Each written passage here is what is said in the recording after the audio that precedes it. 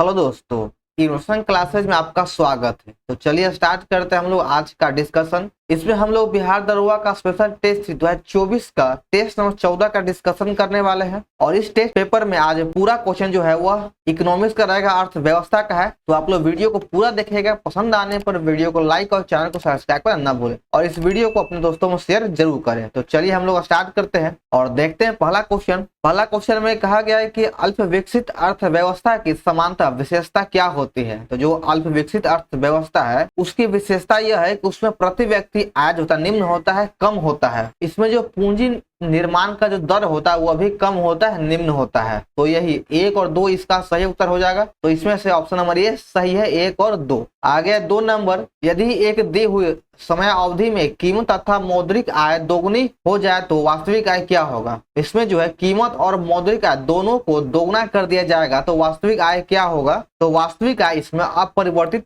रहेगा। Option C बिल्कुल सही है, अपरिवर्तित। वर्तमान में जनसंख्या के सुखों का परित्याग किए बिना भविष्य के लिए ऊर्जा तथा अन्य संसाधनों की बचत निम्न में कौन सी अवधारणा की परिभाषा है। तो इसका सही आंसर हो जाएगा ऑप्शन सी, समपोषीय विकास। अगला क्वेश्चन है, किसान दिवस कब मनाया जाता है। तो किसान दिवस प्रति वर्ष 23 दिसंबर को मनाया जाता है। सही उत्तर हो जाएगा ऑप्शन सी, 23 दिसंबर को प्रति वर्ष किसान दिवस मनाया जाता है। भारत में खाद्य प्रबंधन का निम्न में कौन सा एक उद्देश्य नहीं है। तो इसका सही उत्तर हो जाएगा ऑप्शन डी, खाद्यान्नों का निर्यात। खाद्यान्न का जो निर्यात है वह खाद्य प्रबंधन का एक विशेष उद्देश्य नहीं है। तो ऑप्शन डी बिल्कुल सही है। भारत में हरित क्रांति जब आरंभ हुआ तो निम्न में कौन इससे संबंधित नहीं था। जब हरित क्रांति का आरंभ हुआ तो इसका संबंध किससे नहीं है। तो देखते हैं ऑप्शन एम एस स्वामीनाथन इसका संबंध है, क्योंकि हरित क्रांति का जनक एम एस स्वामीनाथन ही है। भारत में शिव सुब्रमण्यम का भी संबंध है, इसके मेंबर थे। आगे देखते हैं ऑप्शन, जब हरित क्रांति को लागू किया गया था उस समय हमारे देश के प्रधानमंत्री इंदिरा गांधी थी, तो इनका भी संबंध था। और इसका जो संबंध नहीं है वह है रफी अहमद किदवई। ऑप्शन डी सही है। भारत में प्रथम कृषि विश्वविद्यालय की स्थापना हुआ था कहाँ। प्रथम कृषि विश्वविद्यालय की स्थापना पंतनगर उत्तर प्रदेश में किया गया था और इसकी स्थापना 1960 ईस्वी में किया गया।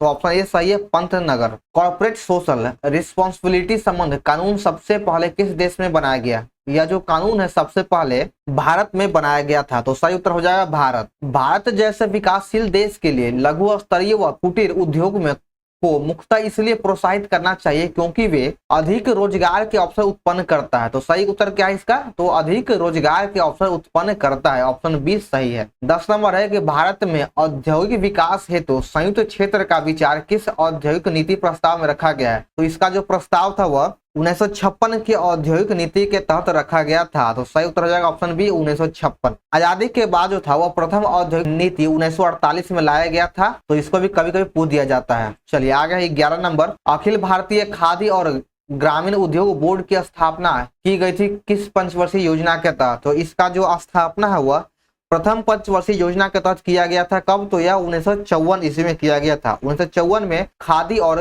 ग्रामीण उद्योग बोर्ड की स्थापना किया गया था। प्रथम पंचवर्षीय योजना का जो काल था 1951 से लेकर 56 तक था और इसी काल में इसका स्थापना किया गया। द्वितीय पंचवर्षीय योजना कार्यकाल है 56 से लेकर 61 तक। तीसरा का है 61 से लेकर 66 तक। चौथी पंचवर्षीय योजना कार्यकाल है 1969 से लेकर 74 तक। तीसरे पंचवर्षीय योजना और चौथी पंचवर्षीय योजना के बीच में गैप था। चलिए अगला क्वेश्चन है 12 नंबर कि भारत में घाटे की वित्तीय व्यवस्था किसके लिए संशोधन को बढ़ाने के लिए संसाधनों को बढ़ाने के लिए उपयोग की जाती है। तो इसका सही उत्तर हो जाएगा ऑप्शन नंबर ए, आर्थिक विकास के लिए। इसका उपयोग आर्थिक विकास के लिए किया जाता है। अगला क्वेश्चन है कि नीति आयोग के विषय में निम्नलिखित में कौन सा एक सही नहीं है। आइए ऑप्शन देखते हैं कि नीति आयोग के विषय में कौन सा जो ऑप्शन हुआ सही नहीं यानी गलत है। इसका गठन योजना आयोग के स्थान पर किया गया, बिल्कुल सही है। पहले योजना आयोग था जिसके स्थान पे नीति आयोग को स्थापित कर दिया गया। इसमें एक पूर्वकालिक अध्यक्ष होता है, बिल्कुल गलत है। पूर्वकालिक अध्यक्ष नहीं होता है। नीति आयोग का गठन जनवरी 2015 में किया गया, बिल्कुल सही है।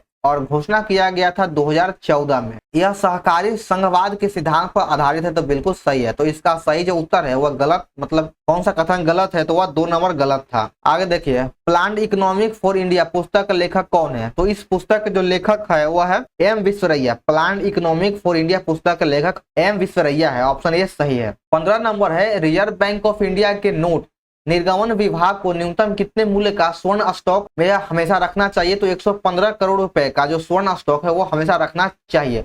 और रुपए के रूप में 85 करोड़ रुपया इसको रखना चाहिए। यानी आरबीआई के पास टोटल जो है 200 करोड़ रुपए का स्टॉक रखना होता है, जिसमें से 115 करोड़ रुपए का स्वर्ण होता है और 85 करोड़ रुपया मुद्रा के रूप में रखा जाता है। चलिए आगे, निम्नलिखित में कौन सा एक वित्तीय समावेशन का उद्देश्य नहीं है? तो 16 का सही आंसर हो जाएगा ऑप्शन नंबर 3, बैंकिंग अधोसंरचना का को सिकोड़ना। यह जो है एक उद्देश्य नहीं है। बैंक दर में वृद्धि समानता इस बात का संकेत है कि केंद्रीय बैंक महंगी मुद्रा नीति का अनुसरण कर रहा है। जो केंद्रीय बैंक है यानी भारत का केंद्रीय बैंक आरबीआई है, वह महंगी मुद्रा नीति का अनुसरण कर रहा है। तो डी नंबर सही है। अगला क्वेश्चन 18 नंबर, फिलिप वक्र किसके मध्य संबंध को व्यक्त करता है? फिलिप वक्र मुद्रास्फीति एवं बेरोजगारी के बीच के संबंध को व्यक्त करता है। बी नंबर सही है, मुद्रास्फीति एवं बेरोजगारी। जीवन की भौतिक गुणवत्ता सूचकांक किसके द्वारा विकसित किया गया था? तो ये जो विकसित किया गया है यह मॉरिस डी मॉरिस के द्वारा विकसित किया गया है। पीक्यूएलआई जो है सूचकांक, ये मॉरिस डी मॉरिस के द्वारा विकसित किया गया। ऑप्शन ए सही है। 20 नंबर क्वेश्चन में कहा गया है भारत सरकार द्वारा चलाया गया मिशन इंद्रधनुष का संबंध किससे है? मिशन इंद्रधनुष का संबंध बच्चों और गर्भवती महिलाओं के प्रतिरक्षण से है। ऑप्शन ए सही है और इसकी शुरुआत 2014 में किया गया था। तो डेट को भी बहुत अच्छे से याद रखिएगा,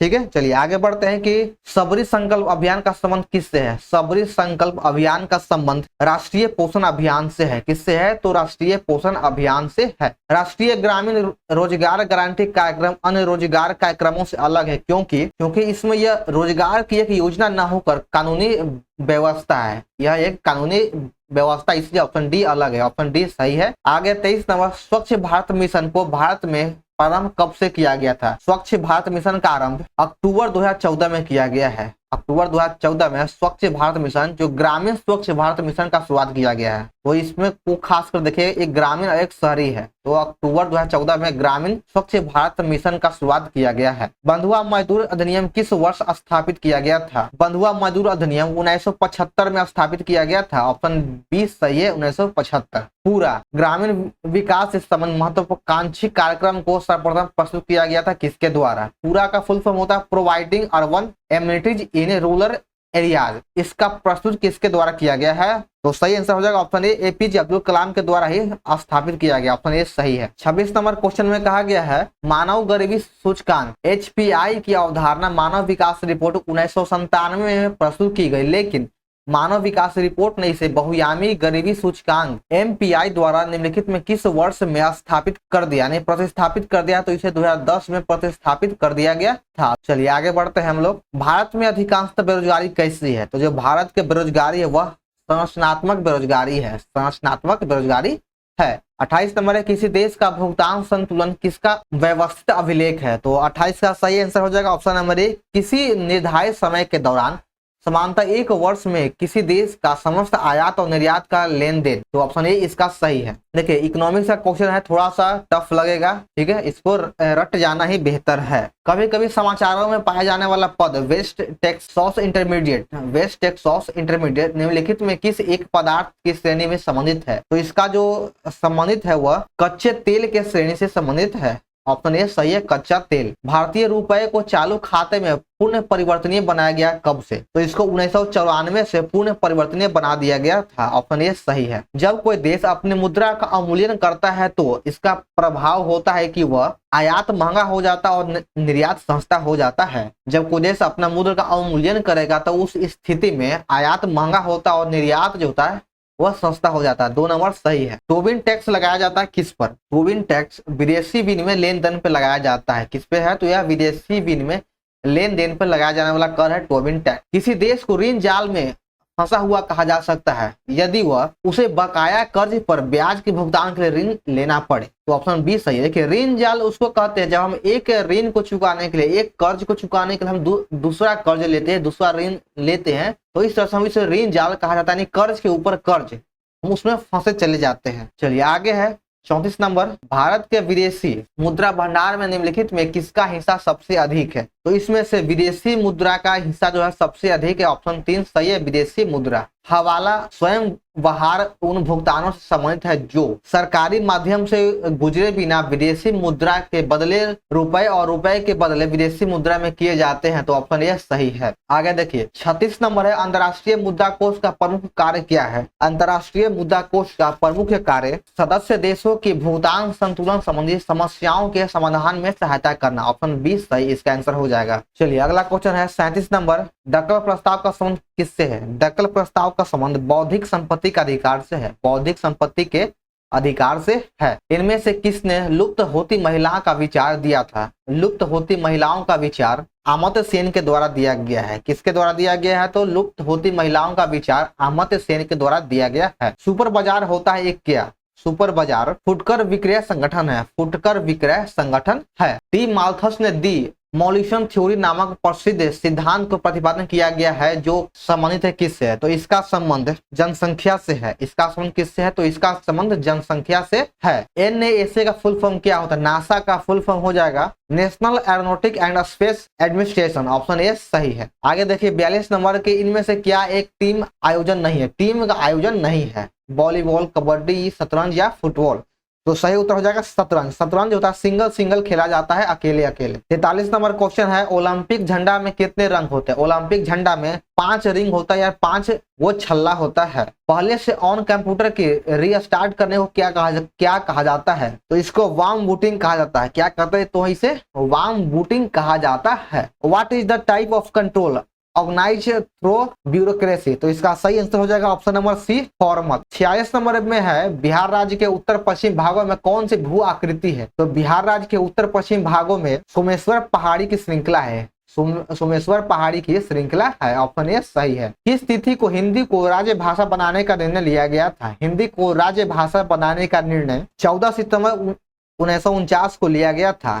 14 सितंबर 1949 को हिंदी को राज्य भाषा बनाया गया। Which is the correct spelled word? तो सही उत्तर हो जाएगा ऑप्शन डी एडवर्सिटी। 49 नंबर है, पहले बहुराष्ट्रीय हवाई अभ्यास तरंग शक्ति की मेजबानी कौन सा देश करेगा? जो पहला जो है बहुराष्ट्रीय हवाई अभ्यास तरंग शक्ति, इसका मेजबानी भारत के द्वारा किया जाएगा। तरंग शक्ति का मेजबानी भारत सरकार के द्वारा किया जाएगा। चर्चा में रहा सुहेलवा वन्य जीव अभ्यारण्य किस राज्य में है? सुहेलवा वन्य जीव अभ्यारण्य उत्तर प्रदेश में है। सुहेलवा वन्य जीव अभ्यारण्य उत्तर प्रदेश में है। ये जो सभी जो रेयर केस में है, जो वन्य जीव अभ्यारण्य है, जिसका आप नाम नहीं सुने उसको खास कर याद रखिएगा, इसे बहुत बार पूछ दिया जाता है। तो सुहेलवा वन्य जीव अभ्यारण्य उत्तर प्रदेश राज्य में है। ऑप्शन डी सही है। तो चलिए हमारा यहाँ पर सेट नंबर 14 समाप्त होता है। तो आप लोगों को यह वीडियो कैसा लगा कमेंट जरूर करें। पसंद आने पर वीडियो को लाइक और चैनल को सब्सक्राइब करना न भूलें और इस वीडियो को अपने दोस्तों में शेयर जरूर करें। ज्ञान बिंदु के जीएस एकेडमी का फुल टेस्ट सीरीज का वीडियो भी अपलोड कर दिया गया है। अगर आप लोग नहीं देखे तो जाकर देख सकते हैं। तो चलिए फिर मिलते हैं हम लोग नेक्स्ट वीडियो में। जय हिंद।